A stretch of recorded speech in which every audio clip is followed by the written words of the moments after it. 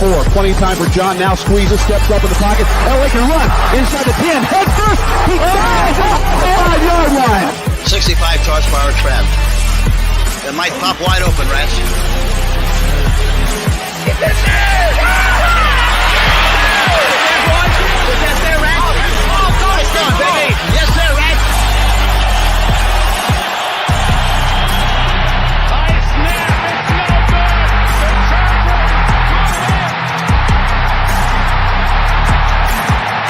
Here comes the rush. He sidesteps. Can he throw? He can't. The ball flipped forward is loose. A wild scramble. 2 seconds on the clock. Casper grabbing the ball. It is ruled a fumble. Casper is recovered in the end zone. The Oakland Raiders have scored on the most seedy.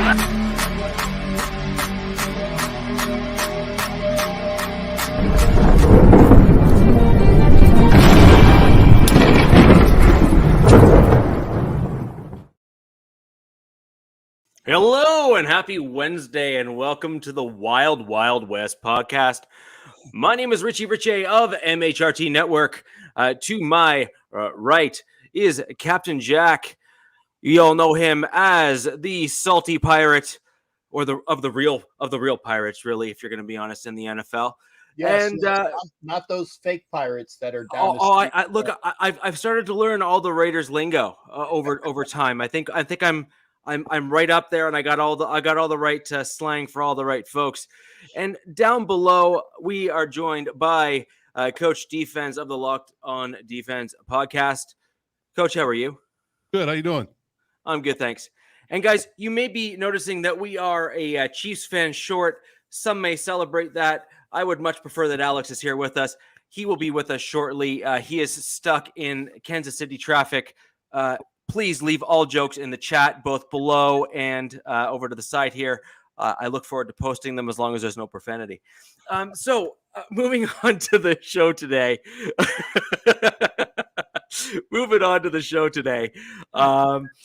We're going to start going into the Hall of Fame game, what we thought of it. Captain, I'm going to defer a lot of that to you. I remember seeing, a few images of a certain fully decked out pirate in the stands there. How did that all go? Well, if you're seeing images of me in the stands, that must have been for the Saturday event, because I don't think I made any TV during the game, because normally my phone will blow up with pictures. Hey, dude, I just saw you on TV.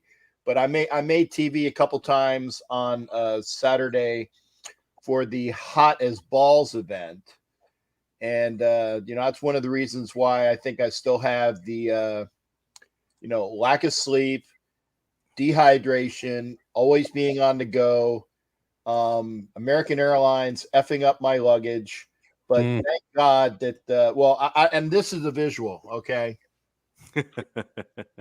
This is one of the things that I wanted to make sure that American Airlines didn't lose, okay? Ooh. And this is only a mini of what my large helmet is, with the signatures of Henry Lawrence, Ira Matthews, Malcolm Barnwell, Kenny King. You might remember Kenny King from the Super Bowl 15 touchdown, and Reggie Kinlaw. So I was fortunate enough to have that as a winning ticket number on the events from Friday night. So that was a bonus. I actually scored like 3 prizes off of $20 worth of tickets. So not bad at all. Keep comments coming. Love the feedback there, guys. So that's a pretty cool helmet. Some pretty prestigious signatures on there.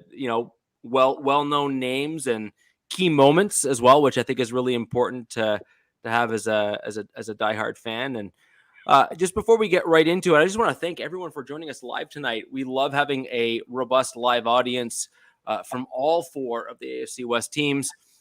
I just wanted to welcome everyone who's joining us. Lafayette, yes, I did pronounce that with a French accent. That's ETTE, which is typically French, so just deal with it. Tito, thank you for joining us. And yes, I did notice that Captain blamed me for being a minute or two late. I'll just own that one. But stop blaming Canada. That's already been done on TV. Okay. Well, you know what? If we're gonna, may I smell a reference? I want to formally, because it was glossed over. It was glossed over and very warmly and welcomely done. It was glossed over last Thursday that there was technical difficulties. Okay. I'm going to own up to it. I am the technical difficulty. Okay. And I appreciate Richie Riche taking one for the team, but I can't do that.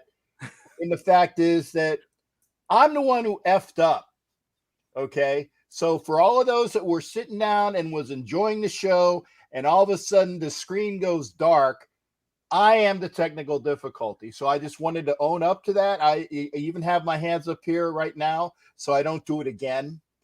Okay. But I did want to own up to it. I want to say thank you to Richie Riche. I wanted to thank you to Coach Defense. And yes, I do owe everybody a round or a shot when I see them. But again, I can't let you take it on the Tookus for that one.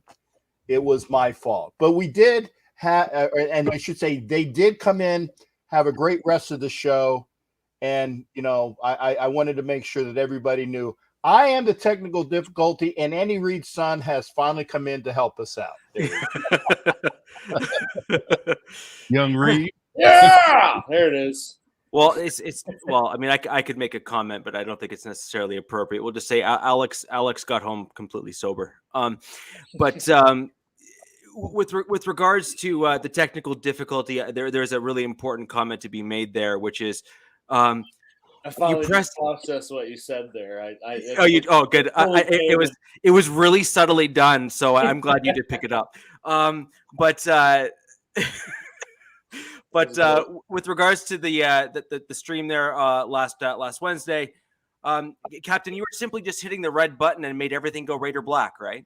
Yes, there you go. I like that explanation. All right, because perfect. Red buttons suck because red buttons remind me of Kansas City.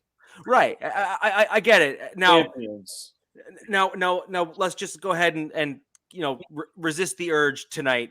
But moving back on to those that are joining us, we really do appreciate you. We got a bunch of folks that are live. Lafayette, the numbers, Anthony, again, thank you very much for joining us. We have Michael, Tito, as I mentioned earlier, Kelly, thank you for joining us. We have Bishop, David, SoCal Slime. I know we've already brought up SoCal there on screen. And we got Edward, Avatar. Avatar, you've been a fan and have joined MHRT Network from the beginning. I did want to just say thank you very much for all your long-term support. Craig Smith, James Farrell, again, really, really love all these folks joining us live to start getting into what's going to eventually be, pretty close to real football and really start giving us some true insight into our respective teams for the 2022 NFL season. Alex, I'm going to put you on the spot since you forced me to start the stream late to try and allow for everyone to join. Want to know your feedback in terms of what you're thinking. Exactly. If you did you catch the Raiders Hall of Fame game? Did you have any feedback on that? What you thought before we get into the preseason stuff? Yeah, I'm gonna be honest. No, I did not make that much of an effort to watch. I watched the opening drive, kickoff opening drive. Got the little fix of watching some football happening, and then really didn't care after that. I mean, it's a Hall of Fame game, and there were many actual players that matter playing. So I just kind of wanted to get the vibe of the start, and that was it. But I have been seeing, social media and sort of some coverage just on Twitter going over it. This may be due to my new follow from last week, the Jaguars guy, but it seemed like he was pretty pleased with sort of the pass rushing that that guy they drafted. Trayvon. Yeah, I mean, he seemed to be kind of a force out there. Granted, it was probably third or fourth string tackles, No, actually, no, it was not. And I'm definitely going to go into that as some of the things that we bring into. That was not that was not a fourth string tackle. That was allegedly our first string right tackle playing left tackle because we gave Colton Miller the night off. And as I said in my show the other day, Brandon Parker should be called Hoover because he sucks. He sucks. And Is the he one thing that they drafted because he ran like a really fast 40. Like I feel like that's why he even got picked. Well, no, he did run a fast 40, and he's a big kid. And this is his fourth or fifth year, and this is where you're supposed to see things out of him. And I thought that we were rid of him last year, but there must be he must have some sort of Jedi mind trick going with McDaniels and Carmen Bracilli. You know, I am the tackle that you want. I need to be on your offensive line. I am the guy that will make. Hey, we're gonna cut you, Brandon. No, you're not. No, we're not. Yeah, exactly. But having said that, he also tore his either his quad, his triceps, his lat, something. I will say again, allegedly, he tore something the other day in the weight room. So we're looking at the IR listing. He's not on the IR listing yet, but that is what I'm looking for, is when he will finally be put on the IR, so the Raiders can finally go out and find a right tackle by the name of Darrell Williams. Your boy Bishop says he's out. Yeah, but he's not. But he has, as of the last time I checked, he has not been put on IR. So he is out for the season with his injuries, but he's not on the IR list yet. And that is why the Raiders need to go out and sign Darrell Williams. They got like $22 million in cap space, and they need to find Darrell Williams as the right tackle and let the other guys fight amongst themselves for backup roster spots for swing this and swing that. Okay. Can we talk about the Max Crosby Dylan Parham fight in practice? Yeah, we can do that. It was a pretty good scuffle. If you heard about it, Cap, it was a pretty good scuffle. So yeah, that tells me that the rookie got some fire, which I alluded to him being a good pickup for you guys. And of course, Max Crosby being that wily vet, not backing down. So some good back and forth banter within the Raiders practice this week. So I was pleasantly surprised to see that a scuffle being so I guess you could say positive. Most people don't like scuffles and fights in practice, but it was a positive in a sense because they knew that Parham was battling for his job. So Parham, not coach. I love you, but you need to mix your words correctly. He ain't battling for anything. He's going to be on the team. He is going to be the backup center or backup guard, and he might eventually be the starting guard or the starting center, depending upon what's going on. So he doesn't need to battle for anything other than how much food he's going to get at the buffet. Okay, he's had a very good camp, and he had a scuffle with Crosby, and it was just a matter of him asserting himself. Like, hey, I'm not here to take any crap, even though I'm a rookie. I'm going to shove it right back at you. And so him and Crosby, and it was more of Lester Cotton and Crosby got into it, and then Parham came over. O-line. See, I'm an O-lineman. I know I don't look like it, but I'm an O-lineman, and it's an O-lineman on O-lineman type of helping out. And then it kind of went into a bigger melee. I haven't seen any video of it, but it was one of those things where it was to be expected, and it's going to happen some of the times. So I like the fact that Parham stuck up for himself. Okay, I really do. And it shows some fire, grit, and determination by the young rookie. Indeed. But I'm trying to understand what you're going to do with Leatherwood if you're talking about signing Darrell Williams as well. Because if Parham's going to be inside in center or guard, then where does that land Leatherwood? Leatherwood right now is fighting for a spot as a backup. If you sign Darrell Williams at right tackle, if you sign Darrell Williams So, at right tackle. so And that's First round pick to backup. Let's go. yeah, exactly. A third round pick and a free agent pickup will start over Leatherwood, huh? Yeah, you know what? I like the fact he was a Gruden pick, man. Yeah, well, I like the fact is that on this organization, we used to call them Al scholarships, where people were still on the team because they were on an Al scholarship. Kenny Shedd was on an Al scholarship. There's James Jett was on an Al scholarship. There's a couple other players in the past. They were on Al scholarships. They were high draft picks that Williams, the linebacker from years ago, was on an Al scholarship. And they kept keeping these players on the team. That's my ex-roommate down in Gitmo, touchdown Tommy, Purple People Eater, Boucher, Vikings fan, great guy that he is. But the thing is that there's no more Al scholarships. They're done. You are going to make this team by ability and what you can provide and what you can do. If you're not living up to your contract or your draft place, you're gone. Now, Leatherwood is in year 2, and I would like to say that my very good friend Henry Lawrence, and I can name drop because Henry's a great friend of mine. Henry Lawrence played 2 games his first 2 years and then was a stalwart at right tackle for the rest of his career. So some people, it takes a little bit for that light to come on.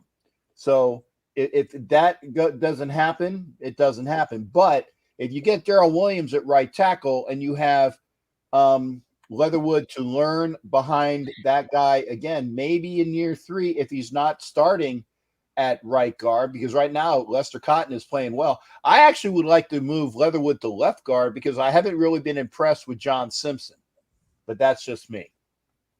I can see that. That'll probably suit you guys better from a personnel perspective if you do sign Darrell Williams. But again, you have to do that first in order to figure out what you're going to do with the left guard position. But yeah, I definitely see that. But I mean, I'm just high on Dylan Parham. I think that he's a great pickup for you guys, and that scuffle let me know that he had some toughness with him. So he got that dog in him. That's right. Yeah, and at the end of the day, though, where you picked Leatherwood effectively is indicative of wanting to try to have him at tackle. So the challenge is that where he was picked kind of put him in a position where you could have potentially gone elsewhere and even got a different guard, which is really where it's looking like Leatherwood is projected to go at the NFL level. Now, if Leatherwood turns out where he stays at guard and stops getting shimmy shaked all around your offensive line and can excel, well, a solid guard is a solid guard. And if he can be that good, then oh well. But you simply don't take a guard typically that high in the draft and pay him what you do as a rookie, especially considering, what you were really trying to seek was a solution for your right tackle spot where you picked him. Yeah, and it was kind of like all of the scouts projected him as a guard. They did. Everybody projected him as a guard. It's Gruden, man, I'm telling you. Gruden just did not care about draft grades or where people needed to go. I mean, he screwed over a lot of guys just by solely reaching to take them, in my opinion. Like Farrell, I think Farrell probably could have been turned out to be a serviceable, pass rush option, but he had to go take him 3rd overall over like some big name people, Yeah, I would have loved to have taken the kid from Kentucky that's playing well in Jacksonville. Yeah, right. Okay. I was about to look up who they passed or who they took Leatherwood over. Yeah, but that was one of them. That was one of them. And not the quarterback that plays for the Bills, but the other guy with the same name that plays linebacker. Real Josh Allen. There you go. Yeah, but here's one other thing. Carper was saying, hey, if you're coming from Alabama, the light should already be on. Robert, that's not always true because our starting right guard right now is Lester Cotton, who played at Alabama, and this is his 4th year, and he is just beating everybody's ass in training camp. It took him a little while to figure out that this is the pros. This is what I need to do. He was cut a couple years ago and wasn't even signed to the practice squad. So he was out of football that year. Next year he came back. He was signed to the practice squad again. And this year he is just kicking everybody's ass at right guard. So if you got Parham, that's going to be an upgrade. I think he's going to eventually take James's place at center. You move Leatherwood over to left guard, which, and to be honest, I would much have Leatherwood over Simpson at left guard, right next to Miller. Figure out what right tackle is, and then you figure it out. I actually Luminor, if they don't sign Darrell Williams, I figure Luminor is probably going to be your right tackle who's played decently the last couple practices, and he played decently in the game. And don't sleep on Bam Olasene along with Thayer Mumford. These guys are rookies. You can't teach 6'8" and 300 and something pounds, and the guy who kept Kayvon Thibodeau out of the backfield when they were playing in that bowl game. Bam Olasene owned Kayvon Thibodeau. He owned him, okay, out of Utah. He's a little older as a rookie. I think he's like 27 years old, which is old for a rookie. So if we're going to put him on the projected what we need to see, he better come in quick. But he played well. Granted, he was playing against 3s and 4s, but he played well in the Jacksonville game. So we got some options at tackle, even if we don't go. But I want Darrell Williams on a 1-year contract, and then see what else we got and move those guys up the roster board. And then when Darrell Williams goes at the end of the year, that's a comp pick. And that's what they are doing a lot. A lot of these guys are on 1-year deals. So they go, bam, that's a comp pick. Fair enough. Yeah, that makes some sense. So what is your general feedback from what you saw versus the Jags in that Hall of Fame game, just overall? What were your, say, top 2 players, and what were your 2 negative surprises, like people that you expected to do better and didn't? 1 second. Pardon me. Wanted to give a that had to hit the pipes.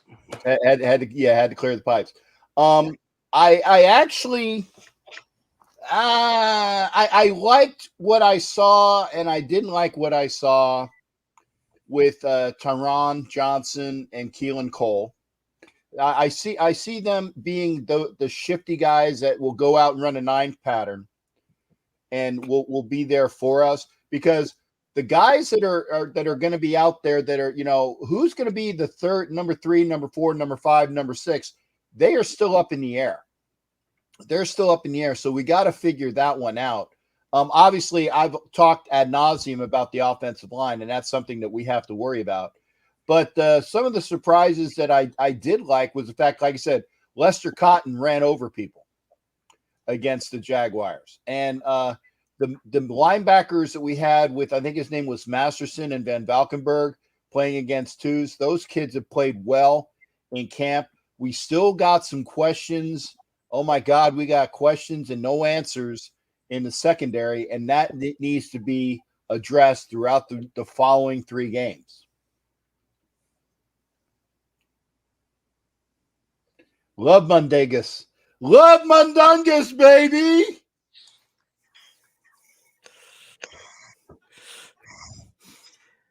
And what about ones that you were kind of expecting a little bit more from? Ooh. Well, I was going to say we didn't really see any skill players out there. I mean, there was no Carr, no Renfro, no Waller. No, Waller's been out for a while. Sitting to know. Yeah. So I don't really see like any of the bright spots that I was expecting more from. But I'm sorry, Richie. It's like I'm going to have to take a pass on that, because I was expecting I expected to see what I expected to see. The one thing that I did notice was that when the Raiders were whooping that Jaguar ass and Peterson was playing close to the vest and he was tired of getting his ass kicked, then he started doing stunts to say, like, okay, well, we're gonna make this somewhat of a battle. But the Jaguars did not score until like the end of the 3rd quarter. They scored a field goal, and they did have a touchdown on special teams called back. And it was funny waving because it was coming into my end zone. I was waving at, look at that yellow flag over there. And then they scored a touchdown.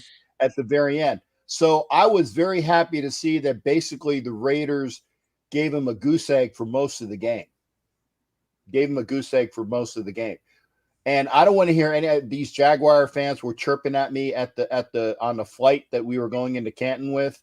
They said that, the very last game in Oakland, we renamed, it's the teal hole. It's not the black hole. I'm like, right there, buddy. I was there in that black hole during that last game. And I reminded them how the officials screwed that game.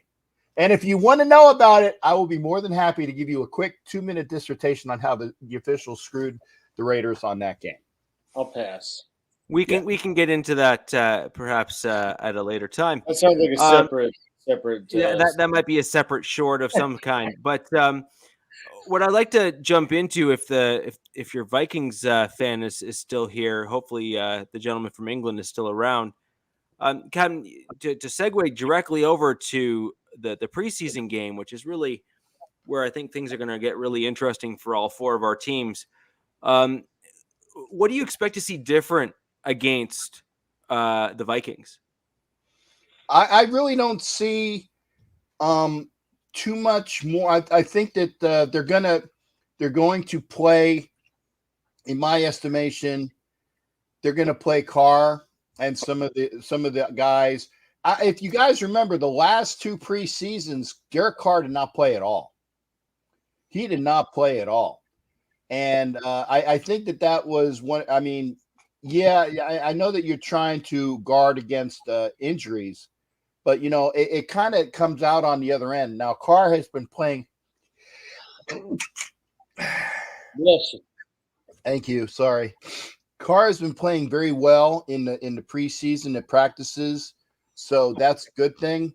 But I would like to see him in some game action, maybe a series or two. And one thing I do want to say, I did not like the fact that the Raiders' first two possessions, actually maybe first three, I think one was like they went out on downs or a punt, field goal. We saw too much of that last year, and I do not want to see that again this year. Thank you, Avatar. Appreciate it. See, Avatar even blessed me. That's nice. So, but yeah, I don't want to see pretty nice fantasy option.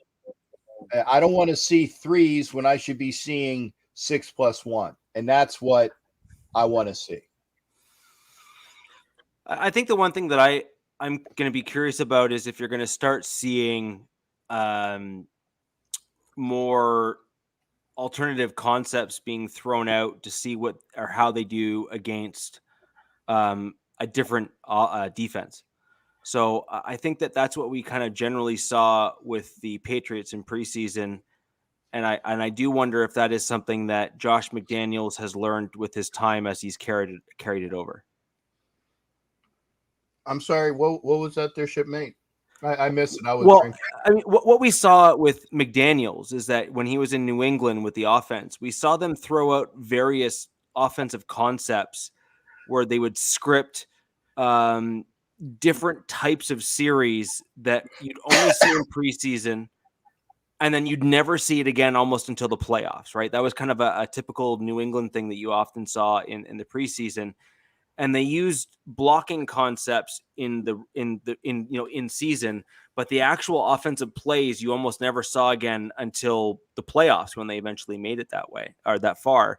So I do wonder if McDaniels is going to start doing something similar this year in the preseason with the Raiders, which is put out blocking concepts, but then throw out plays that you won't see again until way deep into the season, or if you guys make the playoffs.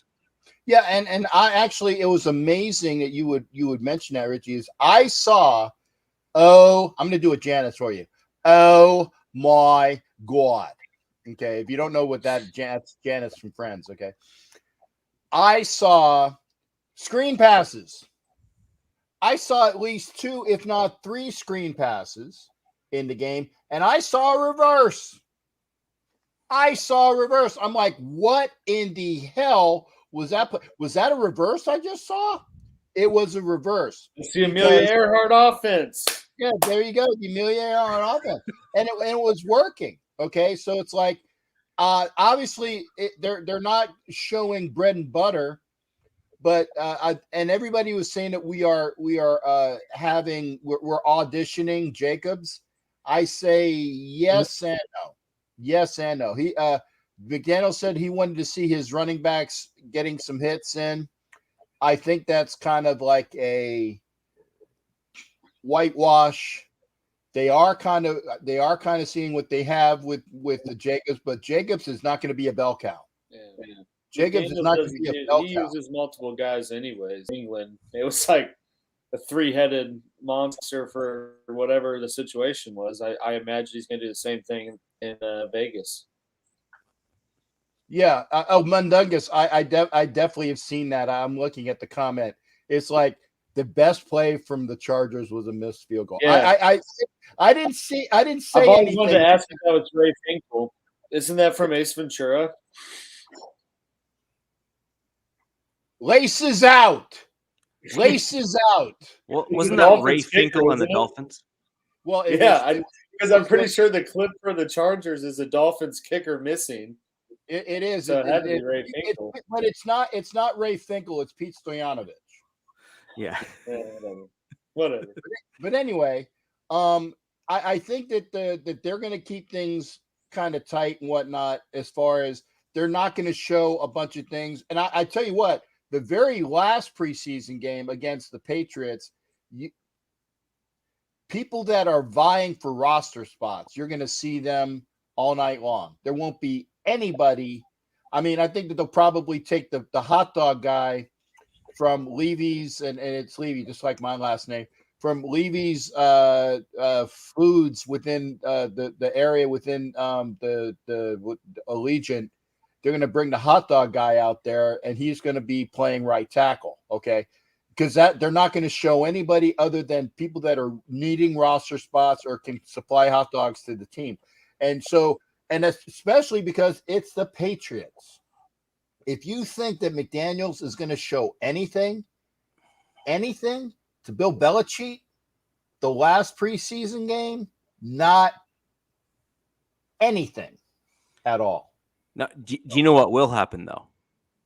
Just to mess with him, he'll ensure that there's a defensive concept that the Raiders run against the Patriots that is from the Patriots playbook. Well, he'll have to check with Graham on that, but yeah. No. But like I could totally see McDaniels doing something like that just to mess with him. Right? Well, you're going to see them line up exactly like the Patriots did when he was there, and just kind of say, "Now what you gonna do?" And then I think it'll be funny. I think it's actually hilarious. Well, actually, and Graham used to was a coach on Belichick's staff when he went from the Patriots to the Giants. So I can definitely see that as well. I could see something like that. I could also see McDaniels pulling out just because you have a fairly decent running game there. I could also see him pulling out one of those old school kind of running style plays that they pulled out when they went right to the Super Bowl with the Patriots there, when they kind of had those double running back sets and stuff, or you hadn't seen that since come out in a T formation. Yeah, exactly. I could totally see something like that too, just to really stick it to him to say, power, it's like just random stuff like that. I could totally see things like that being pulled out just to mess with Belichick, like just to say, like. I was gonna say they were gonna go like you did with was it Gase when he was the Jets, and they both Belichick just kept having the punter not snap it, just kept running the clock back and calling. I could see him doing that, like a little back and forth on the nuances of the rules. Yeah. I could see little quirks like that, just because I could see McDaniels just kind of wanting to, poke fun or again, to your point, not show his hand, but just say, "Hi, how you doing?" I kind of agree with what your take is. Alex, what about you? Do you see anything coming out of the Vikings game with the Raiders that is going to really kind of have some kind of oddities that you're going to say, "Oh, I didn't expect that"? No, I don't. I've always thought, preseason, it's more to get the undrafted later picks some in-game reps and let some of those people also audition for other teams and everything. I mean, what every team has as far as their ones and twos for the most part. I hope someone knows who that is because it's not directed at me. Okay. Thank you. No one in the right I mind was calls curious, me. though. I would like Sharif's question answered on what's going on with Darren Waller. Yeah, actually, that is something that people have been asking about. Waller was seen at a Las Vegas Aces game the other day with his alleged girlfriend, because I don't know if you can call it, and I don't know what her name is, but she's hot. Yeah, You gotta laugh. Hey, Carper, get off, baby. Step the off, okay? Anyway. Man, what a show we got going. Yeah, I love it. That's for me. A Raiders fan and a Chargers fan somehow meet via the Wild Wild West. It's like it's like Lava Life all over again, you know? Yeah. Anyway, but what was I forgot about Waller. What Darren Waller's up to. Oh, Waller, thank you. I had CRS. Yeah, we went dating service. Now we can go back to Waller. Back to Waller. Yeah. Waller was seen with a real hottie that plays for the Aces, but she is married, I think. And they said that maybe that's his alleged girlfriend, but I don't know. But he made a like an interview. He's like, I might. So I don't know whether that's why he's not practicing. Sorry? That's why he's not practicing. Yeah, I mean, I don't know why. I mean, I tell you what, Alex. Wait a second. Here, let me get on my phone. Okay, hang on. Hey, yo. You calling him? I was D. Hey, D. Coach, if you're talking, your mic's quiet. Hey, D. Yeah, this captain. How you doing? You call him D. What? Yeah. She is hot. I know she's hot. Oh man. Yeah, we were just talking about that. Can I ask a question? Why ain't you practicing, man? Don't be calling my girl. RC, you're the GOAT. You're the GOAT. Hey, Carper, I got a number. I guess coming from a Chargers fan, you might say that sparks are flying, right? You got Carper, you got a number? You got a digits? Well, how do you like that? I got a digits. There you go. How you like them apples? But yeah, he said Darren said that he's all right.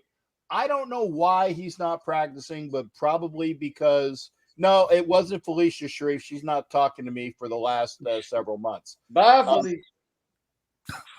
Anyway, I don't know why he's not practicing, Alex. I can't begin. And he didn't really say anything. I'm sorry, but all I know is that he needs to be in the preseason.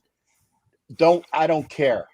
As long as he comes out and plays well in the regular season. That song from Dirty Dancing going right now. I know, right? Time of my life.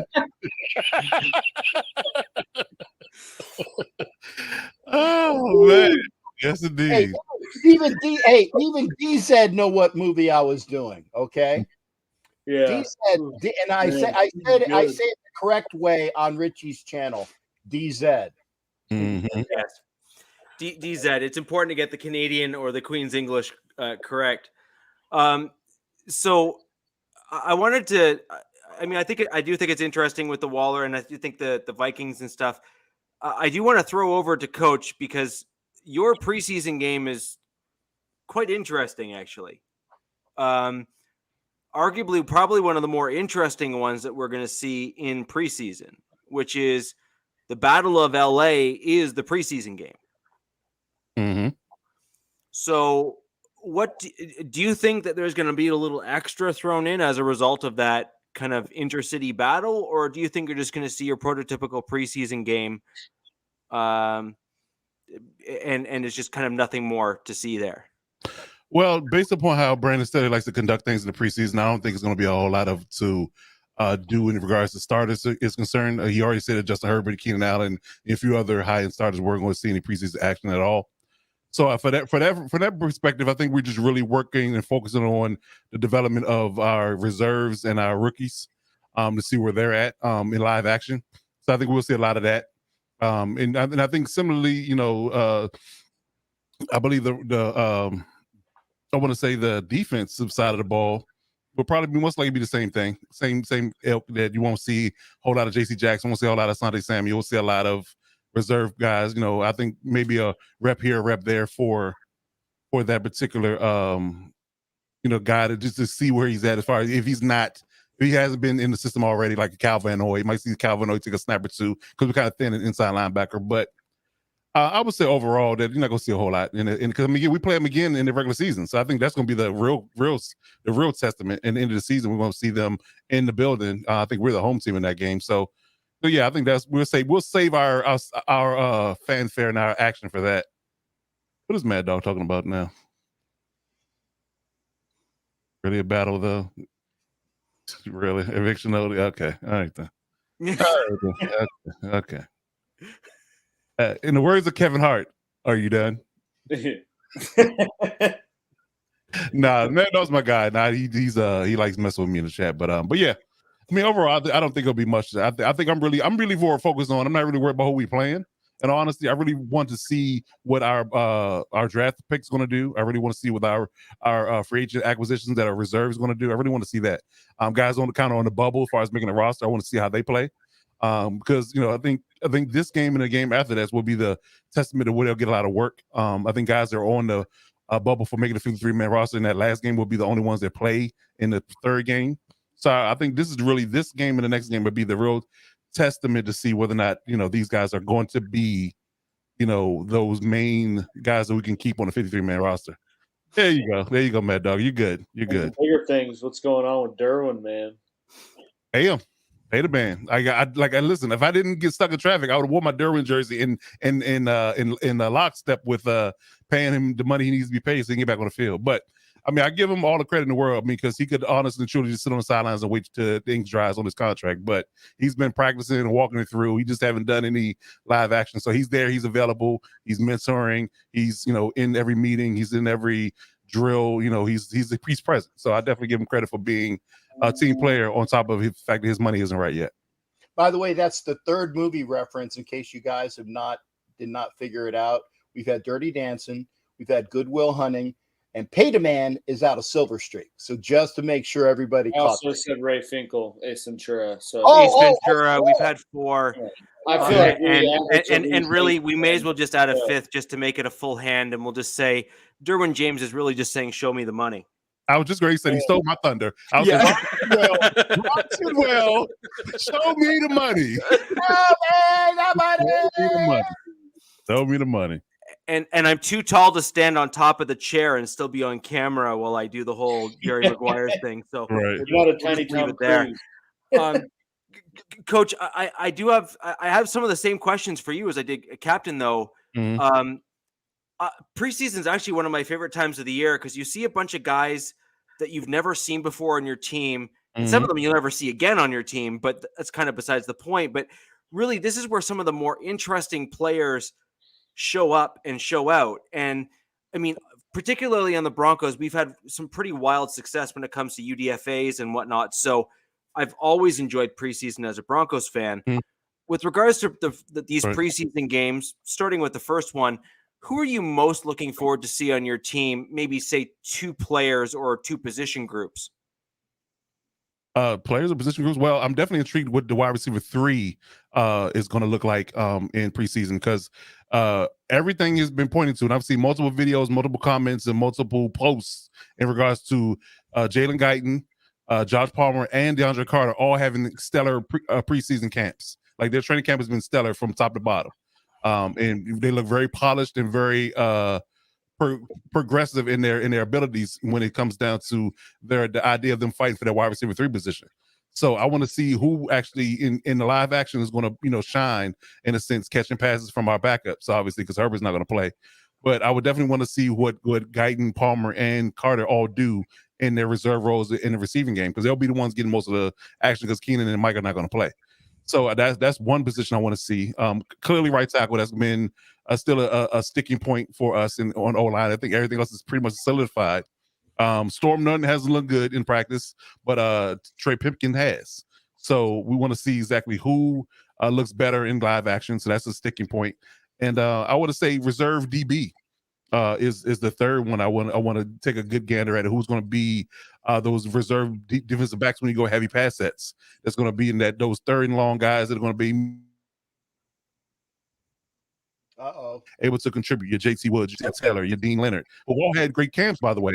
The defensive coordinator and position coaches have always spoken their praises as far as them picking up the game, the playbook, and all those nice buzzwords that you want to hear that God is going to hopefully contribute to the team. So definitely want to see what they do in live action. I think that's really what it is. And I just, honestly, truly, I really feel like, I think Richie might share the sentiment that we're a little bit of a football nerd when it comes to our team.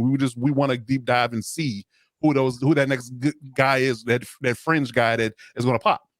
So we're looking at reserve. We're looking at 4 quarters of preseason football because we want to see these guys and how they do in live action, because we don't get to see it every day. Some of my favorite preseason action is the fourth quarter. Yeah. I mean, you see some. That's where you see the guys that are in the fourth string show out, and then the next game you often see them in the third string, and then that's where it really gets interesting. So you start saying, all right, you kind of moved up a notch. Now, can you continue that ladder projection on your team? And for the Broncos, we saw guys like Shaq Barrett, Malik Reed, who's currently on our roster. We saw, a bunch of those types of CJ Anderson is another guy that, you guys might remember, playing against, who all showed out in preseason, made the final roster, and have really solidified themselves in recent Broncos history with regards to their play on the field.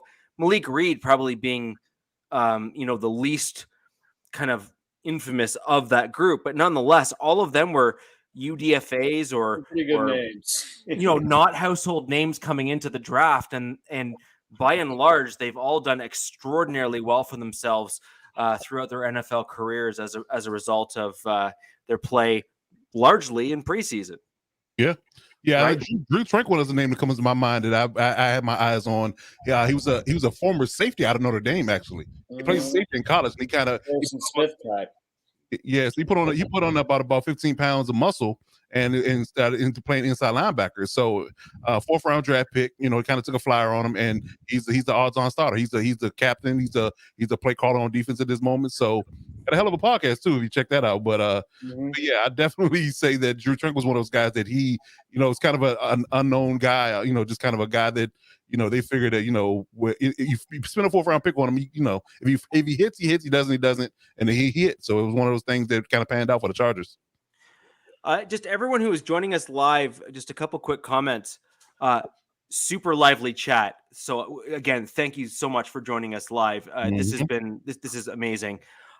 However, if you are on Twitter and you're upset that you're commenting on the video and we can't see it, please come over to either Facebook or YouTube. For whatever reason, Twitter has removed the ability to flow through to the comments on all of these streaming services. So we don't want to have you miss out and not get your questions answered. Now, with regards to everyone who is joining us live on the whether it be Facebook or YouTube, feel free to drop your questions with regards to the preseason games as well as certain players, and we'd love to answer them. Coach, on the same game and in the same process, who are you most concerned about?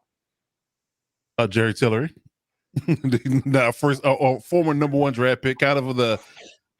I give him a lot of credit for being a really good pass rusher. But again, that's what he did as well. He did that well in college. So it wasn't a surprise that he was a decent interior pass rusher, but he has not progressed in a run stopping from the run stopping space that we've all had wanted him to do. And in year 5, in a sense, because again, they didn't pick up his 5th year option. So he's playing on, this is actually his 4th year. So he's playing on his fourth year of his deal.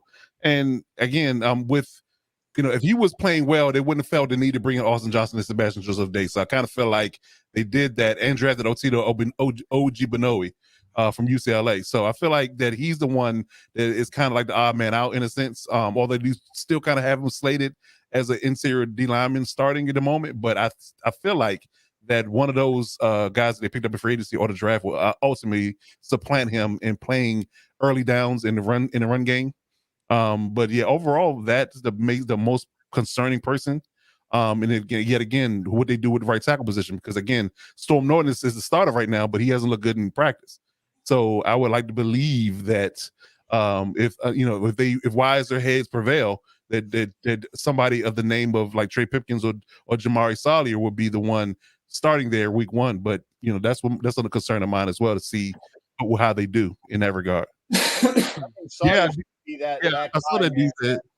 Yeah, I don't see, again, I'm a former linebacker, so I understand that perspective, from that perspective and that mindset more so than most people, most casuals do. I'm not concerned about Kenneth Murray, honestly. I think he has the skill set and the physical tools to be good tackling the inside linebacker. Now, the only thing he has to work on, honestly and truly, is his cover skills. So, if he improves that, which is really just it's really mental in a sense, and understand your positioning and where you need to be on the field from a zone perspective, then he will be just fine. But I feel like he's a freak athlete. I mean, he's a freak athlete. Like, he's a freak athlete. He's strong, tall, rangy. Again, I think that if you have a good, again, and when it comes to linebacker, when it comes to stopping the run as well, you have to understand that you're only as good as your upfront guys. Yeah. Your D line is bad, what they were last year. Same as like a running back with the offensive line. Exactly. Exactly. So if you have a decent offensive line that's going to hold up their end of the bargain, then you can make plays. But if you got 2 or 3 guys on your body at snap every play, you're not going to make a lot of plays. So people criticize Kenneth Murray for being having a down year, but I think he had a decent rookie season. I think it was a byproduct of what he had in front of him. There's a famous quote that Ray Lewis said, and I always would stick with me, that he said, he flat out to the GM, I need bigger guys in front of me. Flat out, I don't. These 280-pound guys are not getting it done. I need 330-pound guys in front of me to take up these blocks so I can get in the lane and make plays.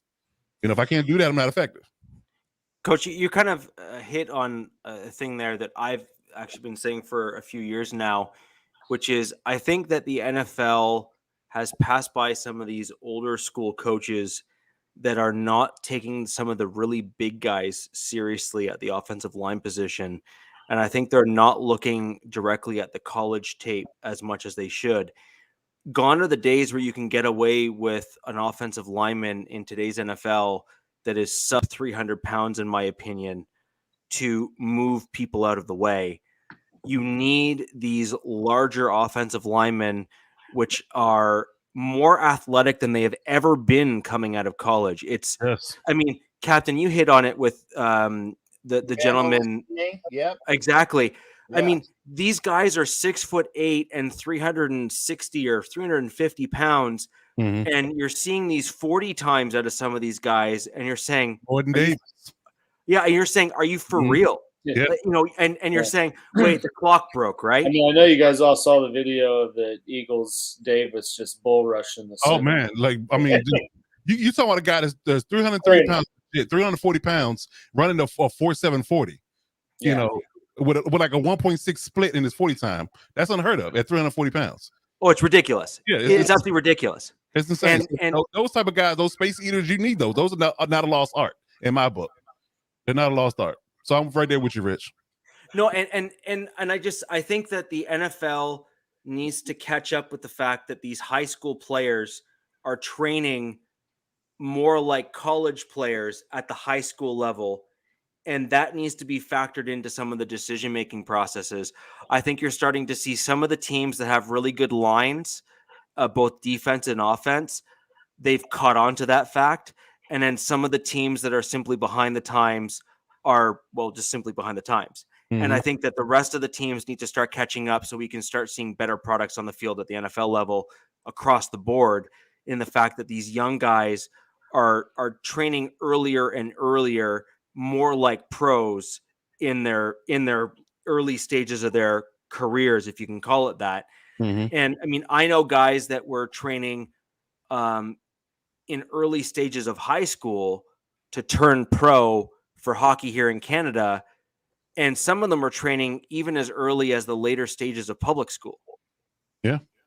And I know probably almost a dozen NHL hockey players that I knew personally. Too. And they were training, some of them as early as grade 8, and then others, into the early stages of high school. But all of them were training almost like pro athletes, all within those early formative years of their physical growth and muscle development. And I mean, these guys were coming in and they were jacked when they were coming into like grade 10 and 11. And you saw some of these guys, like some of these dudes were like 6'4" and like 245 pounds. And they were just like 1% body fat. Like it was ridiculous. Although, there's like catch-22 with some of that, because then down the road they're more prone to be injured. That could be a byproduct as well. Just you got to sometimes. There's a yin and a yang to how you train and what you do. I mean, most of the guys that I grew up with were kind of like country strong. But too, I mean, to your point, they were just Well, and like to your point though, it just sports in general are just getting so more competitive, like at an early age. It's kind of ridiculous. But like you said, I mean, I guarantee there's some second grader right now that is getting trained like he's got a pro day tomorrow. These clips, I have a young boy just across the street from me here who is turning 10, and every night he is training on his biking probably a few kilometers a day, training for both hockey and baseball. Oh wow, okay. And he's 10. He's not quite 10. He's almost 10. So you got to think he's almost 10 and he's already doing that. And then you got to then extrapolate that out to when, he hits what, 12, 13. Yeah, burnt out. Yeah. I mean, he's going to be 12, 13 years old, and you're going to swear he's like 16 years old, because he's going to come out like this and you're going to say, how did you get to that size? And you're like, well, I started when I was 9. Yeah, there you go. So that's what you're getting now, is you're getting these young kids that are seeing what it takes and are being coached up to get to that level. And they know that in order for them to have that competitive advantage, they have to start and be disciplined, and their parents are helping them do it. Yeah. And a lot of these camps out there are feeding that as well. These quarterback camps, the running back, wide receiver camps, when you got kids that are coming out of high school, polished route runners. You never saw that back in the day. No, never. It took you 4 to 5 years to learn how to run routes when you finally got to the league. Well, coach, take that a step further. How many of these quarterbacks are coming out of middle, like coming out of almost like into high school, and you're seeing them throw a polished route tree as a quarterback? Yeah, exactly. Yeah. And I mean, that was just see more and more, even like small schools doing spread offenses. You don't really see people running triple options or power run stuff all that much anymore. It's all throw. I mean, my high school, they throw the ball like 90 times a game. Like, they do not run. That's just how the coach does it. There it is. And it's so you see their quarterback who's got 70 touchdowns or something ridiculous and 5,000 yards, but it's like, well, he kind of had to, because that's all they did was just let him throw. Yeah, I think I saw a stat that said a kid that coming out of high school a lot of times will have 5,000 in-game throws before he gets to the college. Yeah, it's just in-game throws. That's not practice. It's just in-game throws. Yeah, it's crazy. Yeah, this is exactly 100%. So DZ, look at it this way. You have podcasts like ours where we are educated enough just as podcast hosts here to speak fairly confidently on things like route concepts, route trees, offensive styles, and footwork. And that's just on the podcast level here. Think of what's actually being taught now at much lower levels in football. I mean, Coach, there's a reason why you call yourself Coach Defense. So these are the types of things where, these younger kids are learning more and more about the technical elements of the game earlier on. And I think the internet and YouTube and just the available information that you now have at your disposal as a just a member of society at large is now so vast that if you're serious about something, you go all the way down that rabbit hole because you know it's going to benefit you. Yeah, I mean, I'll give you a personal experience story of mine real quick is that I had to pivot around about, I guess, halfway through my coaching career when I was coaching linebackers, is because these kids were coming to me so polished at 8th, 9th, and 7th grade levels that, me giving them the basics that I thought they would need because they were lacking that or weren't getting that up to that grade level. Right. They were always surpassed that. They were telling me things I was, honestly shocked. So I leaned towards more teaching advanced high school to college reps and drills and ideologies. And I even give some kids some pro stuff.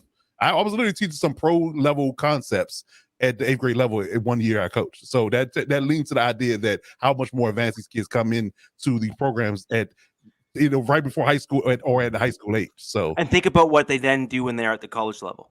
Oh yeah, I mean, we're talking pro stuff. I mean, clearly.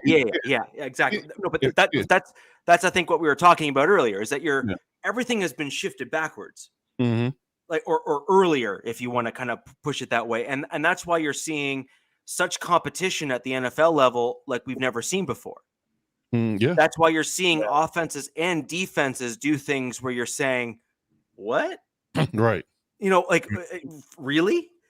And you're getting guys like Calvin Johnsons who are freak athletes before their time. Yeah. And now you're seeing guys come into the NFL, and now it's almost more the norm than it is the exception, right? Mm-hmm. And so you're starting to really see that more and more and more across the board. I mean, Captain, look at your main guy on your team with Max Crosby. So he comes in as some unknown, and as comments here have told us on the show here, stepped up in preseason and just blew the doors off the NFL. And now you literally have to be living under a rock to not recognize the fact that he is within that upper tier of the NFL in terms of pass rushing. Right. I think that and I'm sorry, guys, I think he got juiced for defensive rookie of the year when the other Bosa in San Francisco won it. I really think it should have been Crosby. And I'm saying that unbiased, objective. No thing. I'm sorry. I really think that he had more of where he was playing and what he did compared to Bosa. Not your Bosa, Coach, the other Bosa. Yeah, no, yeah. Joey's definitely a different class than Max. So I guess. Right. So I really think he got juiced. He should have been defensive rookie of the year. So that's just me, though. So, getting kind of back on track to preseason games, and as we look ahead, Alex, we're going to throw over to you, and then I'll kind of bring out the Broncos. I forgot we were talking about the preseason. Pardon me?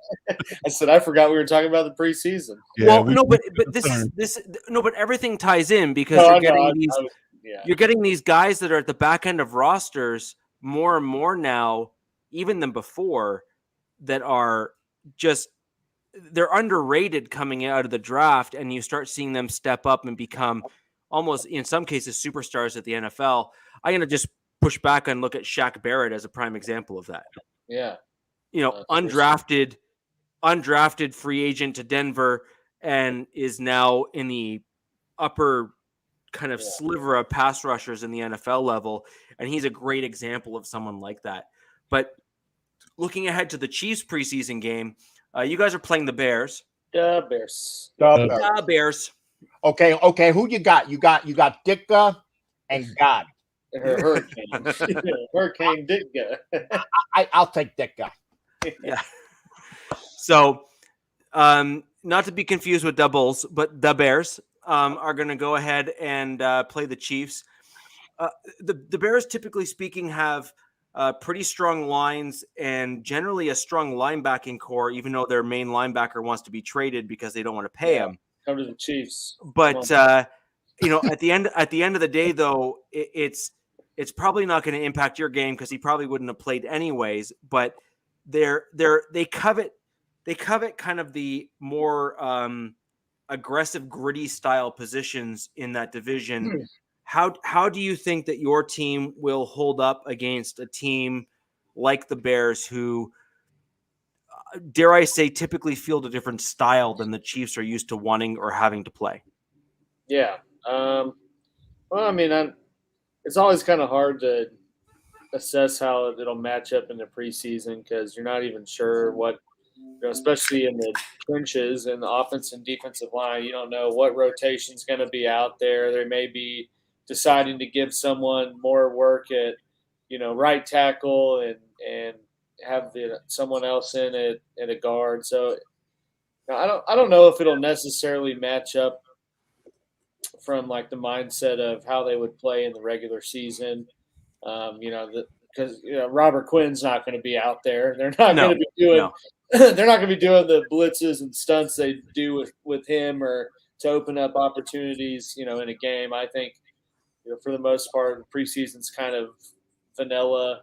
Keep stuff pretty base and just get guys, especially when you get a little later into it. Just get guys out there to get reps and kind of make a name for themselves internally, and hopefully that turns into a spot. I don't envision seeing a whole lot from the Chiefs' ones, and maybe even the Bears aren't deciding to do much. I can see them playing Fields a little longer, and kind of their offense just because it's all new. But I don't imagine we'll see much of KC's ones. Kermit isn't playing? Why would he? No, I just like saying that. Yeah. Kermit's he's going to be scolding his brother to tell him to get off the gram. TikTok. Yeah, right? I heard that they're trading Jackson Mahomes for Brittany Griner, so I'm for that. Wow. It'd be an upgrade. Yeah. But I guess it doesn't really answer your question, Rich. But I think it's just hard to assess how that would match up in the preseason, just because there's going to be so many young guys that aren't going to. Some might not even be around after that game's over to play. So I guess when one looks at your roster, I mean, you have a fair number of open-ended questions, really, if we're going to be honest. Who are you most excited to see? And do you think that Andy Reid's going to want to play some of those wide receivers that you're trying to see where they land on your chart? Do you think you're going to start seeing that blend there to kind of see what happens in terms of where they fit, where they end up landing? Or do you think that Reid is pretty much set on maybe 1, 2, and 3, and you're only going to ever see the backups? Yeah, I mean, I think they, I think they have a pretty good sense of the 4 they're going to use. I could see them going. I could see them going for maybe 2 or 3 series, but I think they're pretty set on Scantling and Juju and Sky Moore and Hardman, and that's kind of the core 4 rotation there. And I don't think there's much anyone can do to kind of cut into that fold. They'll probably keep 5 or 6, but I mean that's the 4 that are going to get all the targets, because you got to also factor in Kelsey. So I don't see them playing much. I think out of those 4, Sky Moore would play the most, just because he's a rookie. And are you sure? Because I mean, he's had that practice scare, so I was wondering if they might. Well, that's what I'm saying. I don't know if I really don't see him risking any of them. But I think out of the 4, if someone was going to get more time than the other 3, it would be Sky Moore. But he doesn't really have. I know that they had a scare last week, but he was back the next day, and from what I've seen, he's healthy and has been putting together a pretty great camp to this point. But I think they're going to want to see how his route running and the timing meshes up against a different defense. So I think they got that pretty much hashed out. The one person I'm excited to see on the offensive side of the ball is Pacheco, the running back they took, I think the 6th round from Rutgers, and he's really been kind of the running top. Running back. Yeah. Well, but they've been using him. So Hey, we just got a playoffs reference. Good for you. But they've been kind of using him, spreading him out, having him run some slot plays, kind of catching passes out in space and stuff. How Reed uses his running backs, but he's been putting together some pretty good tape up to this point. Wait a minute, isn't that what Clyde Edwards-Helaire was supposed to be? Yeah, allegedly. Weird, because it sounds like they're using someone else to fill his role. Awesome. Well, I mean, it is preseasons, and you're getting this news in a vacuum, right? I mean, they could be giving you that, and it's Pacheco out there with the third string, but they're not telling you that. It's but he has been actually working in with the ones. But from what I've seen, Reed's planning to kind of do a committee with Helaire kind of being the top end of it, but it seems that McKinnon and Jones might be the odd man out, but it looks like they want to have three that are kind of rotating in. So I just want to quickly answer this. No, Jason, I'm not buying time. I'm just intentionally ignoring you. It's fun seeing you squirm in the chat. Hey, be nice. That is the voice of God. That is what is it? Vin Diesel. That's is Diablo or the I can't remember all of his monikers, but no, I know. I'm just messing with them, but I will get to your question, and you will get a direct answer when it's the Broncos' turn to go up. I felt that he had waited long enough for at least some form of response to the question, and I have seen Jason make multiple comments, so I do appreciate you being here. And Alex, just one other piece. What are you most concerned about? I mean, I kind of laid the groundwork for you to maybe go into that because you're dealing with a different style of team. So I think the interesting thing that, and I'm kind of equating this to what the Broncos saw last year, for example. So I'm kind of speaking from, personal anguish. I had to come to grips with it. It was a rough experience, but I'm good now. When you deal with different divisions, particularly based on geographical location, winter being something that is, say, more predominant in the north, and say a longer runway when it comes to cooler weather as you go further south. When you look at, say, the Bears, the Steelers, the Ravens, that whole division, generally speaking, just being, closer to where I'm located than, say, where, the rest of you are, they typically play football different. We're a different people further north. We're used to different kind. Yeah, like, let's just put it this way. We don't like your kind. My whole family is just built different. We're a bit of a strange breed. And I don't believe in wearing pads. I believe in hitting people at full speed. And when I break a bone, I kind of look to see if the bone's sticking out, and I'll tape it up and continue playing, and then we'll deal with it later. That's just the way I was. That was just the way I was, brought up. So when I look at what you guys are dealing with when you're talking about those kind of northern teams, like I said, they value the old school style positions, your middle linebackers, your offensive linemen, your defensive linemen, and the NFL is starting to try to focus on more of the exciting style of football, which is your quarterbacks, your wide receivers, and high-powered offenses. So what are you most concerned about in this game on your team when you're going against a team that just feels a different type of team than yours? They want to see what the menu is at the damn. I knew it. I knew he was going to do that. I knew it. I was just like, Cap's going to say something about the Waffle House. There he is. I don't know what the menu is, man. I knew it.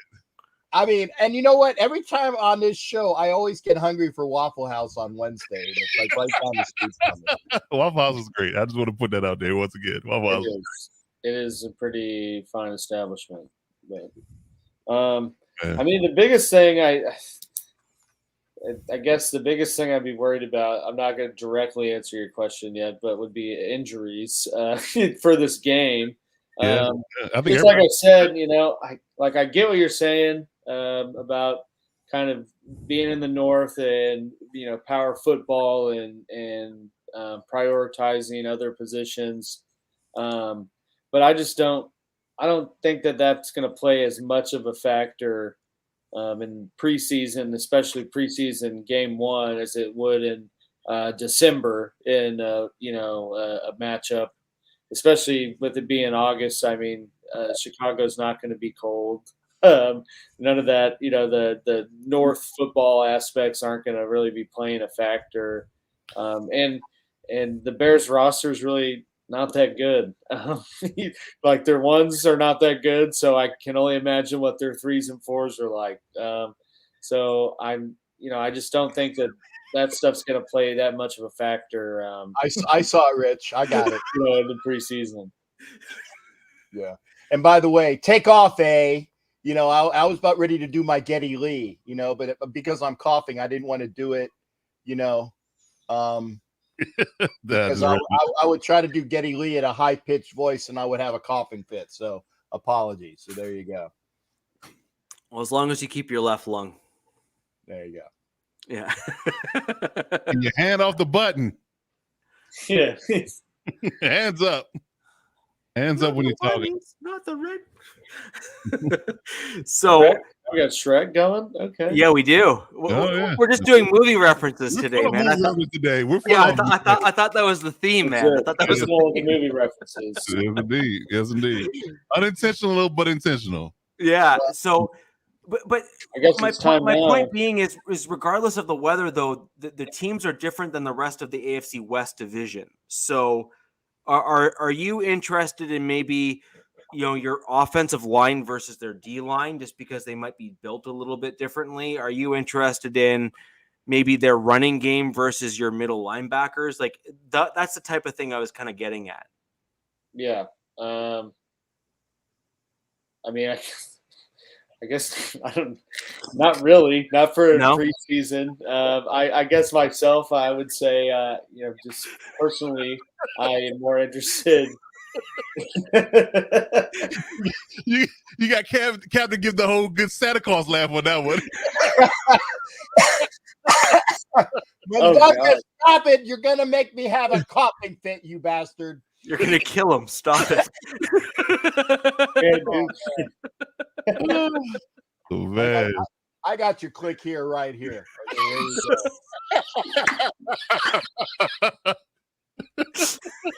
Oh man.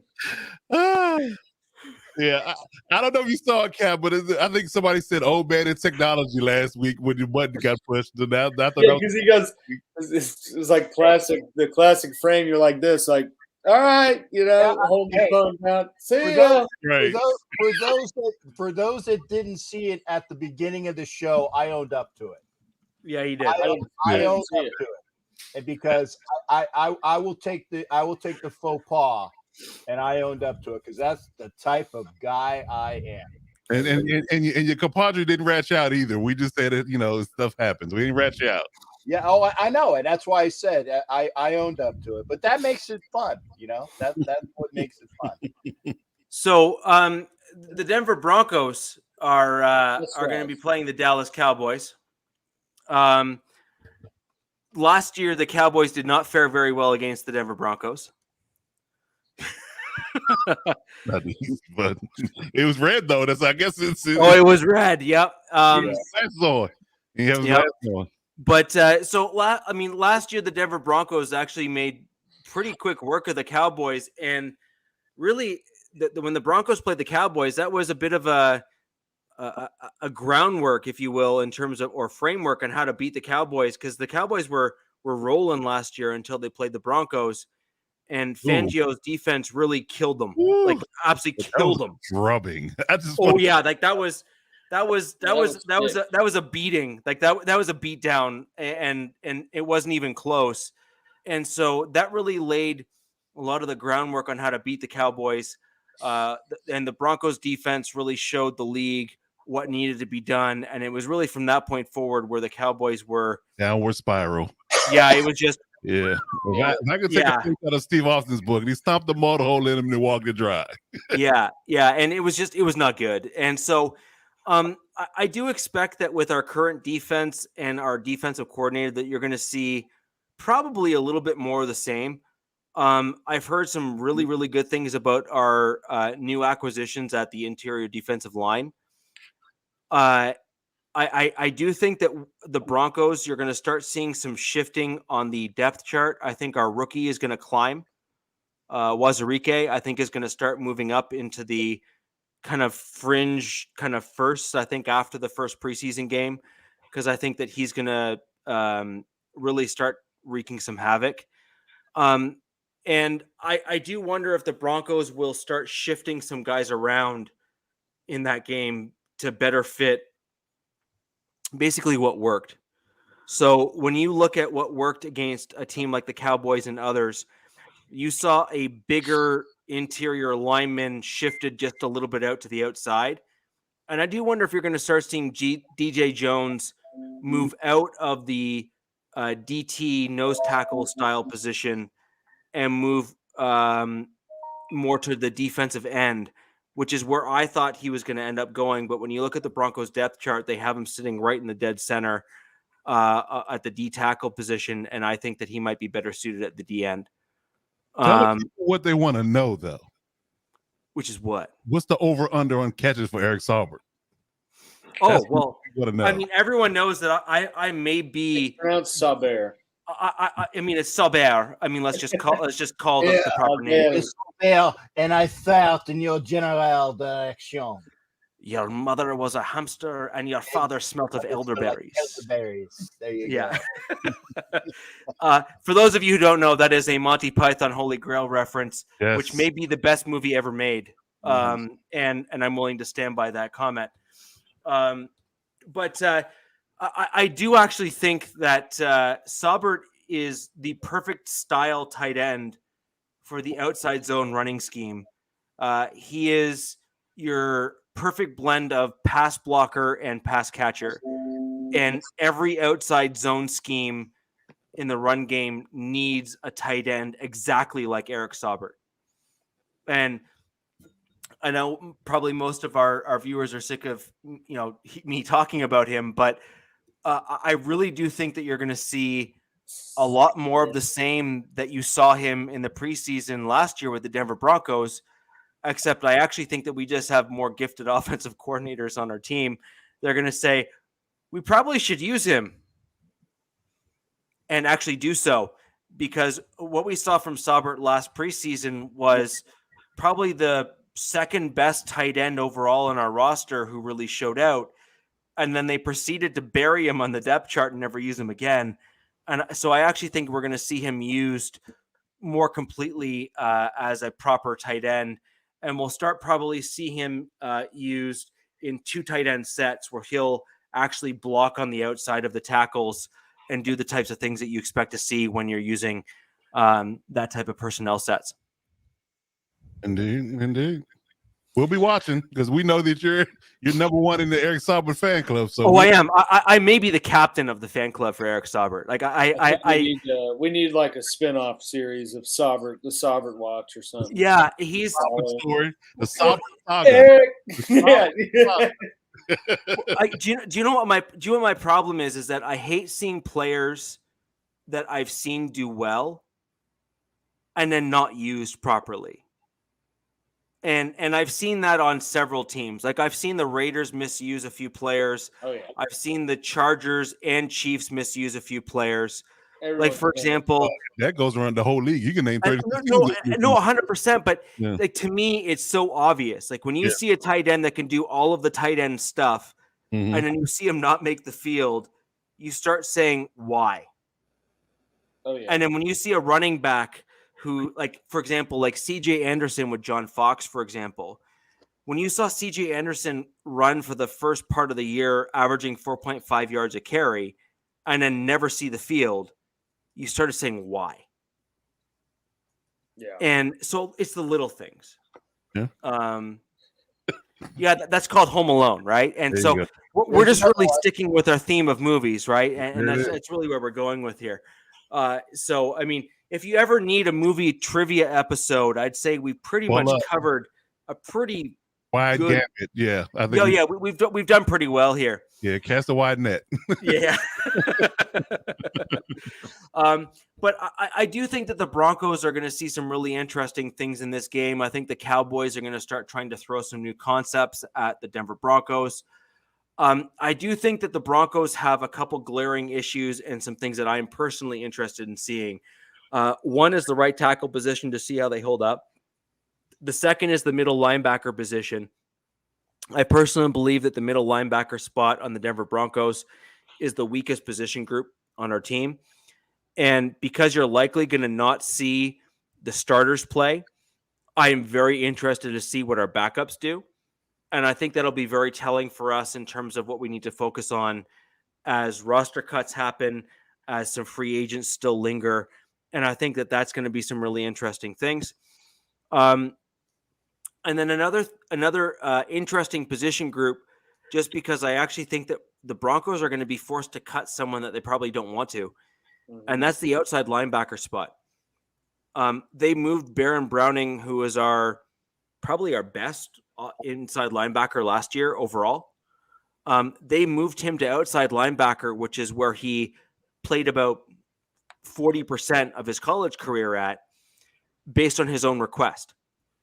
And so he moved out to outside linebacker. That was his request? I didn't know that. That was his request. Really? And he's been apparently doing extraordinarily well there in the practices and whatnot. So the Broncos are now drafting Nick Bonino, having Malik Reed brought back on a 1-year deal, having Malik Reed come back on a 1-year deal. Malik Reed on a 1-year deal, drafting Nick Bonino, moving Baron Browning to outside linebacker, bringing in Randy Gregory as a free agent. We now have a pretty deep outside linebacker room, and I'm very, very curious to see where all of those outside linebackers land. Because you can't keep like 6 outside linebackers. You need to really narrow that group. Would they move Browning back inside? I mean, if it came to it, rather than cut him or someone like, someone. Well, they would never cut Browning because he proved to be too good of a linebacker. But yeah, I think they could move him back inside and just kind of say deal with it. But the end result is that he's shown to be such a gifted outside linebacker in practices and whatnot. That's the narrative that's come out of the camps and everything. Yeah, that the Broncos are going to be put in a really, really interesting spot when it comes to the outside linebacker group. And what preseason allows you to see is the back end depth. Mm-hmm. So that's what's going to be really interesting. Where do all these guys sit at the end of the first preseason game, and what kind of moves are made to kind of maybe reshuffle the roster to kind of give you a better idea of who sits where. Yeah. And then last but not least, the Broncos have had some interesting injuries or dings, whatnot, in the recent camp practices. So when one looks at running back position, which is one of my favorite positions on a football team, we brought in an additional 2 running backs this yesterday, and we brought in another 2 the day before, as we ended up with some additional injuries. And Melvin Gordon apparently has a foot or toe injury, so we brought in a couple guys as camp bodies.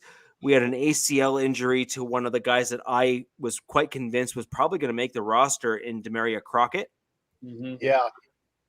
He was a very underrated running back, and all news out of camp was saying that he was showing out to be a potential star. And he's a very big body guy. So he's, I think, between 5'11" and 6 foot, and he's about 230. So he's a big boy. And he had some good runs in last preseason. And I actually thought that he was going to show out this year as kind of showing that progression. He had an ACL injury, which set him back. And we brought in Borghi, who is apparently showing some promise for the Denver Broncos. who might look to be a bit of a Philip Lindsay kind of speed, change of pace guy, which could be an interesting mix into the Denver Broncos running back lineup. So I think we have some really interesting stuff going on in the Denver Broncos, especially with our scheme change, which most of you guys would only remember if you can recall back to the 2019 Denver Broncos.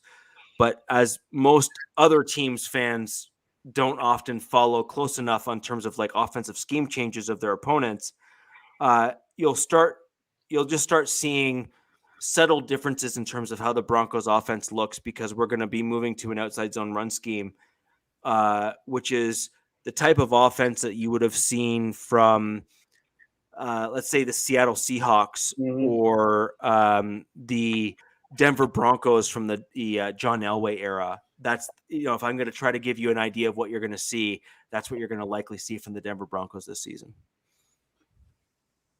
All right. Real quick, Cap, what do you think about Zamir White's performance on over the weekend?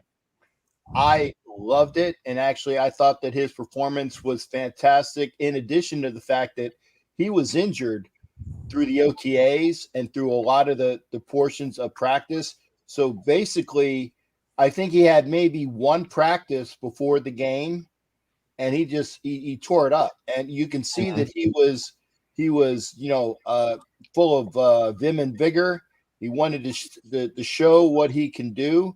And that's why the RBC that's going to be going on in Vegas this year, it's going to be Jacobs. It's going to be Zamir White. It's going to be Bolden. Drake. Drake. And Drake. Yeah. Drake.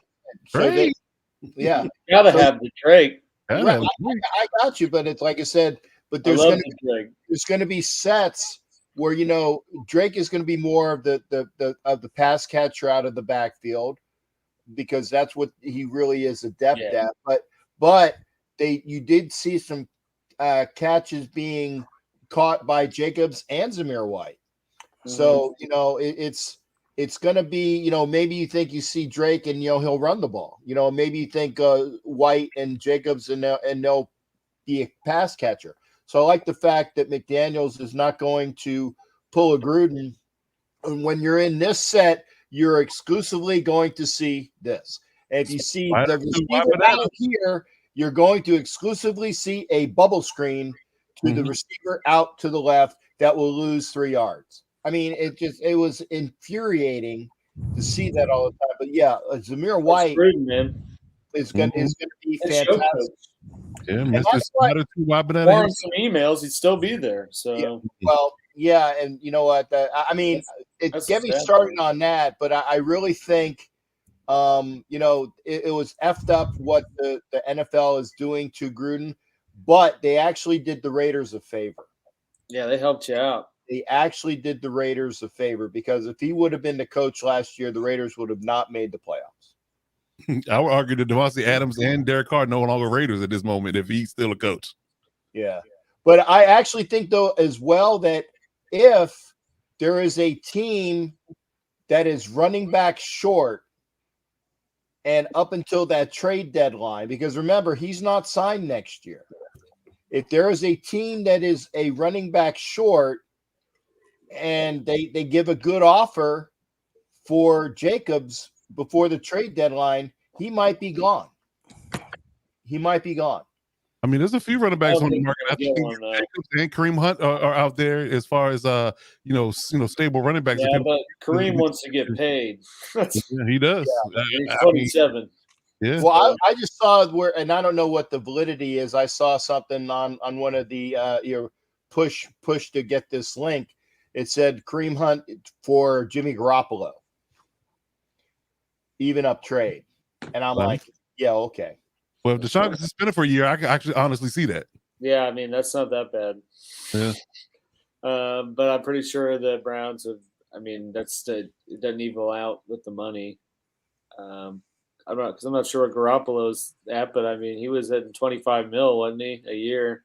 Yeah, he's 24. His base salary is $24.2 million. I think the Niners only eat 1.4 of that in dead money. But Cleveland has $44 million in cap space, so they're good. Yeah, and you also have to remember is that the Browns structured Watson's contract in such a way where they freed up a boatload of money this year. $44 million in cap space because they're not exactly. Exactly. So I actually go ahead. Oh, sorry. I was going to say I do think they are going to trade Roquan Smith. I just and from what I've seen, it looks like the Ravens. I don't think they have a choice. Yeah, I mean, and they got a new GM. He's a Chiefs tree. He's from the Veach tree of execs, and I can just see him wanting to just get in there and cut, just trim the fat. So, but from what I've seen, I mean, I would love the Chiefs to get him, but will that happen? Probably not. But from what I've seen, it looks like the Ravens or Broncos are kind of rumored to be the front runners are teams in need, I guess. Obviously, from what you just said, sure the Broncos would like to have him, but I hope if he's not going to KC, he doesn't go anywhere else in the West. I can see why you would say that. Yeah, I mean, Roquan's been linked to 3 of the AFC West teams. Yeah. But again, the Chargers, you looking at it from the perspective of you already have 4 inside linebackers in house, and you have to pay Derwin because Roquan has to walk in with a new contract to be traded anyway. So unless you're planning on figure out a way to pay him and Derwin at the same time, I highly doubt that he will end up in LA as a Charger. I highly doubt that. I was going to say I haven't heard him with us, and I don't think the Raiders would be amenable to that because again, you got to pay him, and you're looking at a Waller extension next year as well. So I don't think he goes to the Raiders, at least not at this juncture. He has been connected with the Raiders, the Broncos, and the Chiefs in the West directly. The Broncos and the Raiders more directly than the Chiefs. The Chiefs have not necessarily valued the inside linebacker position as much. Frankly, as of late, the Broncos haven't either. However, with the change of ownership and the change of GM, we may finally start seeing the inside linebacker position being looked at as a legitimate chess piece on the team again, which for me personally, I would love to see because that's such a critical position in the defense. Once you get past the interior of the defensive line, that's really your last line of defense in the major run stopping game. And if we all remember the 2015 Denver Broncos defense, we had Danny Trevathan and Brandon Marshall, Brandon Marshall, who offered modestly similar skill sets, although Marshall was a little bit of a better coverage linebacker, and Danny Trevathan was more of your Swiss Army knife type guy who was a good instinctual guy. And so when you have that type of mixed bag of inside linebackers, it's important to have the 2 tandems and then a backup guy to kind of bolster that entire room. And I think Jonas Griffith and Roquan Smith would be a fantastic tandem with Josie Jewell as your backup to kind of both of those guys. You got to get Jewell out of there. You got to get him out of there.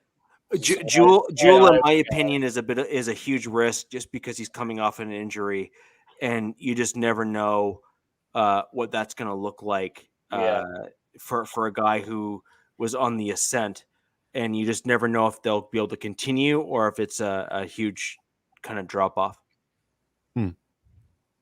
Interesting. Yeah, I don't want to see it, but Roquan would definitely fit with that interior up front D line that the Broncos have for sure. But yeah, I don't want to have to deal with that on a two games a year basis. Because again, it would only be fitting though for how this offseason has gone. It would. That one last class. You're right. You're absolutely right. Why not? Yeah, right. Why not bring Roquan to the West as well? The AFC West has gone gangbusters with, it might as well talent. Be Pro Bowl. Yeah. I mean, no, do you want to be super interesting is how many of the Pro Bowl players are going to come right out of the AFC West? A lot. I think you're going to have. A lot. I think you're going to have quite the lengthy list, in my opinion. I agree. I mean, we will be fighting the pass rushers to get out of the West as far as being Pro Bowlers and All Pros. No, none of the Chiefs are going to be in it. They'll be in the Super Bowl. So. Oh, here you go. I There you go. better knock on wood for that one. Yeah, right. And you woke up. Your arrogance, buddy, is going to come back and bite you. And then you woke up. So that was fantastic.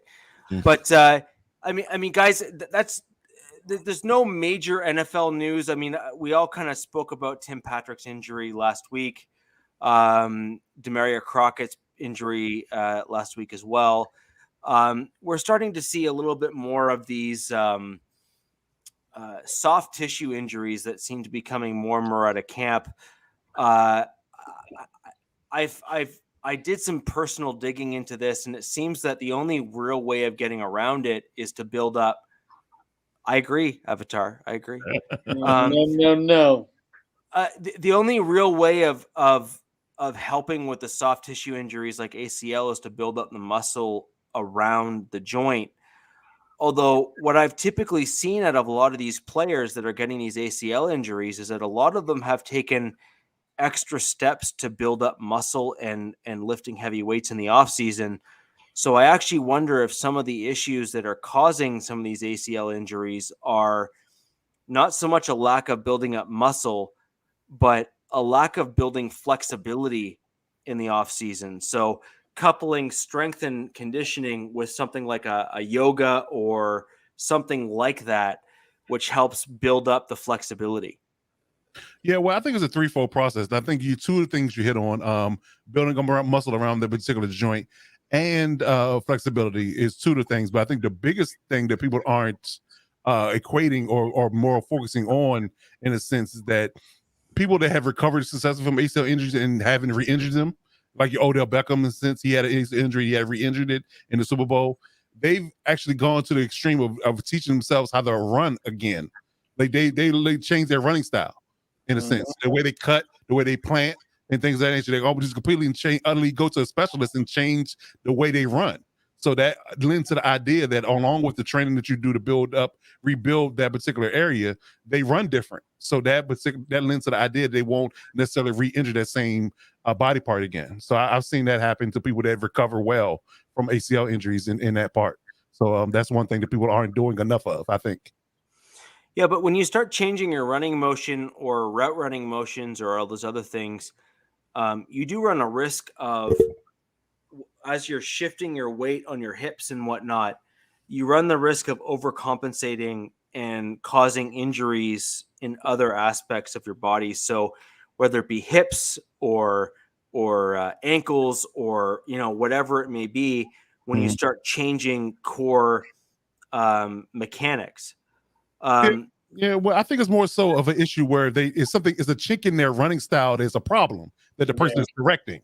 So I think that's what the issue is. Like whoever the trainer guy is good is working with these guys, he's seeing something in their running style that's causing them to be able to tear it twice. Yeah, exactly. So they say they are too hard, they lean too hard forward, or they lean too far on their heels. Something of that nature. Something mechanical that's wrong with their running style that they correct. That leads to the idea that they won't re-injure themselves. I think that's fair. And some of those things are just freak accidents too. Yeah. I mean, some things your foot got caught in the third. ACL, you can tear your ACL and not even know until you go try to make the cut. I mean, it's like it could just happen. I've seen people walk off the field on their own power with ACL tear. So just didn't know. Yeah. No, I mean that's totally fair. But I when you look at these NFL guys, like for example, Von Miller came off that extreme training course when he tore his ACL, and he was looking primed to having an absolute elite season. So I still think that there's a balance between flexibility and strength that the football players need to better balance when it comes to their ligaments and tendons and whatnot. And I think that so much of football is so predicated on strength, and for especially D linemen and even wide receivers, too much is placed on strength and not enough is placed on flexibility, which helps with the ligaments and tendons and the soft tissue type stuff. Muscles require the reps to kind of build up the musculature and whatnot, but the tendons and ligaments need the stretching and the, more like yoga style workouts. TB12 method. Well, Seriously, but it's more of a mix. So TB12 focuses almost exclusively on the flexibility and the other stuff, but you need the strength on the other side for someone like a Von Miller or your D lineman and other things. So I just think you need to better balance. Are you about to throw up, Cap? Are you okay? No, he's coughing. I think he's going to throw up. Yeah, I thought so. Oh, well, we did talk about a fake pirate, so it is what it is. There you go. But that's what it was. That's what it was, man. Yeah, but at the end of the day, you need to look at that stuff because that's going to allow you to stay healthy and on the field. And I think that we see so much of these players that are pushed in a direction of strength to try and equate into speed. Yeah, that's possible. Oh, but anyways, guys, we've had a great show today. We are nearing the end. I'm not putting it up. Given saw it. That's all. That's all. Yeah, I'm not touching that either. Yeah, I understand that the Raiders are not necessarily a fan of the Chiefs. I walked off the field after telling my ACL, you can walk, but your knee gives out on you, and an hour later the knee is exactly. That's exactly. I tore my ACL, and I was at least, I guess, lucky enough to also dislocate my kneecap, so I wasn't moving when I did it. Wow. I wasn't going to try to get up and walk, but it was not a fun process. I had to be carted off the field for a meniscus tear, so I get it. Yeah.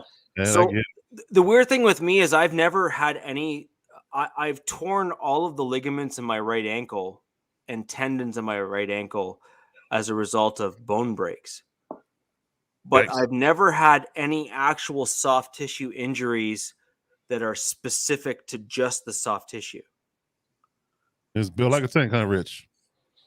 I am a uniquely built individual where my soft tissue will not break, but my bones will snap if I have like 1,000 pounds weight put on my leg. Well, yeah, I think that's pretty much anybody. So yeah, exactly. So I will recall my leg when I broke my leg the first go round. I was playing rugby and I was ran down the field. I had 3 guys that were draped on the lower part of my leg. None of them knew how to tackle properly, so I dragged them down for about a quarter of the field. And one of them twisted my ankle as they slid down my leg. And then I had another 2 guys that finally caught up to me that tried to bat the ball. I was about to pass it to my teammate. And as my leg was twisted by the guy that was trying to bring me down to the ground, as I was falling and passing the ball to my teammate, the 2 guys jumped over to try to bat the ball down and both landed directly on my leg. And for those of you that have played either football or rugby, you're basically dealing with a 200 and some odd pound person. Add that onto the fall, and you're talking probably, 800 pounds, give or take. Easy. And so my leg was twisted, and I had about 800 pounds fall on my leg. That I felt a pop. I continued to play the last part of the quarter. My leg felt a little messed up. And at the end of the quarter, I fell to the ground and was taken off by the ambulance at the side of the field, because at every rugby game in Canada, they have an ambulance driver because we're just that kind of crazy. Mm-hmm. And the guy said, "What's wrong?" I said, my leg feels funny. And he looked at it and said, "It was not swollen, so you're fine." He then twisted my leg, and I felt my whole inner part of my leg crunch and a pain that I've never felt before, which I hope to never feel again. Yeah. And that was all of the bones on the inner part of my leg separating apart from one another. I took a swing at the ambulance driver for being an idiot. because my foot twisted sideways and then never moved it back. Oh, I guess that's just that Canadian medical education you got. Yeah, and so that was how I found out that I broke my leg when I was playing rugby. Dang. Yeah, And, tis that was really a awesome. fresh wound. That's all you guys got free healthcare, right? We do, and let me tell you, I Well, utilized it pretty. in its full to its fullest extent. yeah, I bet you do. Especially in that situation. Yeah, so that's how I found out I broke my leg, and so it was called a compound spiral fracture, and I had multiple fractures off of it. Beach. And so that was a beautiful thing, but that's the way things work here. I'd like to thank everyone for joining us here on the Wild Wild West podcast. On that note, we're just going to go ahead and end it because why not? That's the way the cookie crumbles. I'm not ending it. I'm not ending it. There you go. Hands up, Yeah. Cat. Heads up. I'm not ending it. Okay. So, guys, I'd like to thank you very much. We're going to have a lot more to talk about next week as we start getting into what we saw from the various players on our team, what we like, what we didn't like, and all that sort of stuff with regards to preseason. And we'll start getting into your questions. You can find us on Twitter. My handle's directly below. Most of our handles are actually directly below our names, so you can find us there. And more importantly, guys, hit that like button. That really helps with the YouTube algorithm. Comment after the videos if you have any questions you'd like us to answer after the fact. And more importantly, we would like to see you next week on Wednesday, where we delve into all of the details that we saw in the first set of preseason games. I'm making Captain end it. No, I'm not having him click the red button. So Right. you can stop that. Okay. Right. He should for a little full swing poetic justice, do it when it's right. Yeah, exactly. So, guys, until next Wednesday, this is the Wild Wild West podcast. Thank you very much for joining, and we will see you next Wednesday. Links to all of our channels below in the description. See you next week.